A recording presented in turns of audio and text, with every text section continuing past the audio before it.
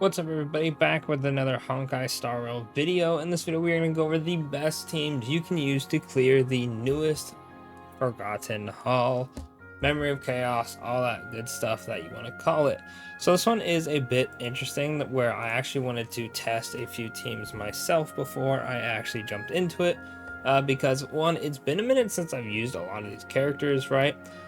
Granted, I do think I need to upgrade some of them stat-wise, so I think after I'm done pre-farming for the newest batch of characters, I'm just gonna spend the time to grind out a few more relics, right?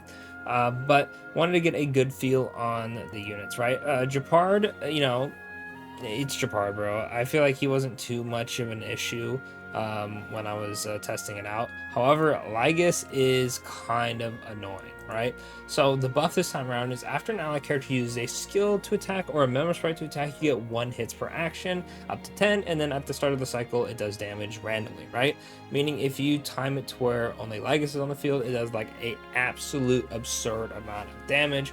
However, it is every cycle, and sometimes you just get unlucky and you don't get as many skills or member sprite attacks off, or it makes you go down a cycle and then you don't get to clear, whatever it may be. Lygus is very much more difficult, at least for me, compared to Japard over here. I'm not saying Japard can't just like pull up and smack the like hell out of you, and then you're like, oh, okay, like what happened, right?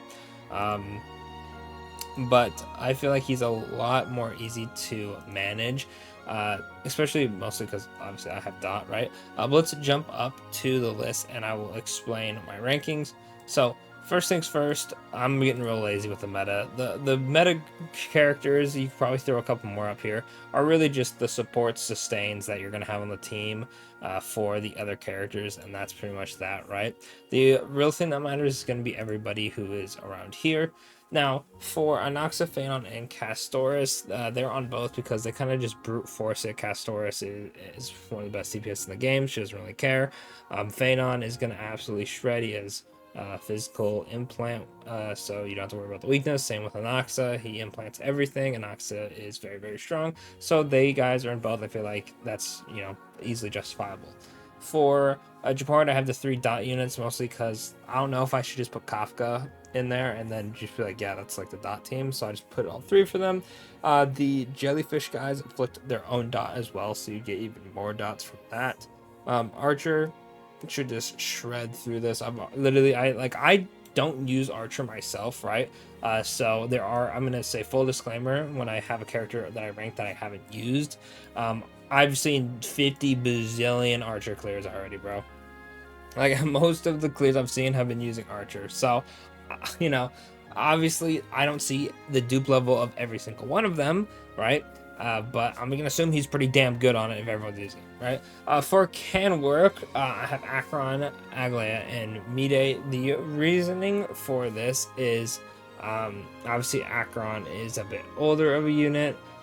Mide, while still being very good, it doesn't have the same oomph that the other characters have. And then I have Aglaya without her light cone, and she was, struggling a little bit to clear out the mobs pretty quickly, right? But obviously you can work, especially if you have like a light cone on Aglaya, or you have, E1 Tribi. Most of my supports are E0, right? So do keep that in mind. So I want to put them in can work because I did not test them, but they should work absolutely fine. And then for Lygus, March is going to absolutely shred it. I mean, just new unit, right? Weak to ice. They're showing it with how the buffs work. Saber works pretty damn well. Blade, while I don't have him, I've already seen clears with him.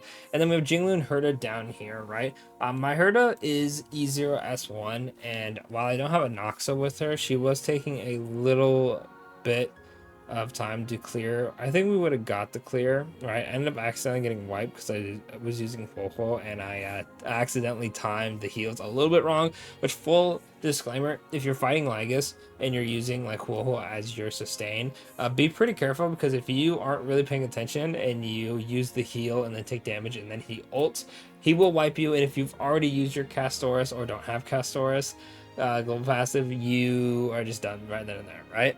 I think one of the times I tanked it, and the other time I had Castoris passive save me. But yeah, you can easily get wiped if you're not paying attention, right? Overall, I feel like even though Ho-Ho is like one of the best sustains in the game, I feel like using Aventurine Donheng when he comes out, or someone like Hycean who can boost your max HP will make Lygus a lot easier, even if there's not a ton of team synergy. Like when I did my Saber run, which I think took me like 4 cycles, right? I was using my E0S1 Saber, my E0S0 with Bronya Light Cone Sunday. I was using Hyacine without her Light Cone, she's using the free one, E0, and then I was using Robin, who is E0S1.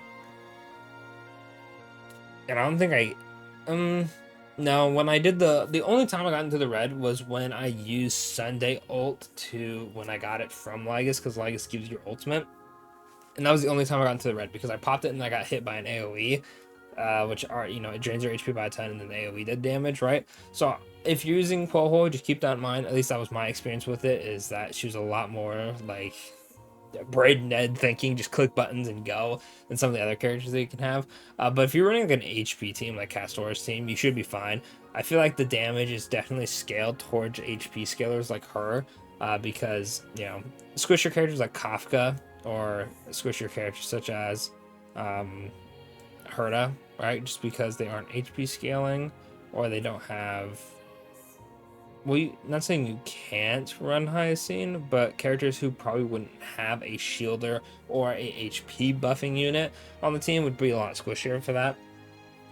And then also be careful, at least with my experience, he one-shots Phanon out of his transformation, which didn't matter for me. I still got the full clear with my initial run. If you want to see it, it should be on my channel. I don't know how, I like done YouTube for multiple years now. No idea how the hell to put the actual thing on the end of the video. But my Phanon got one shot out of his ultimate. Still got like a 5 cycle, I think, with him with sustainless.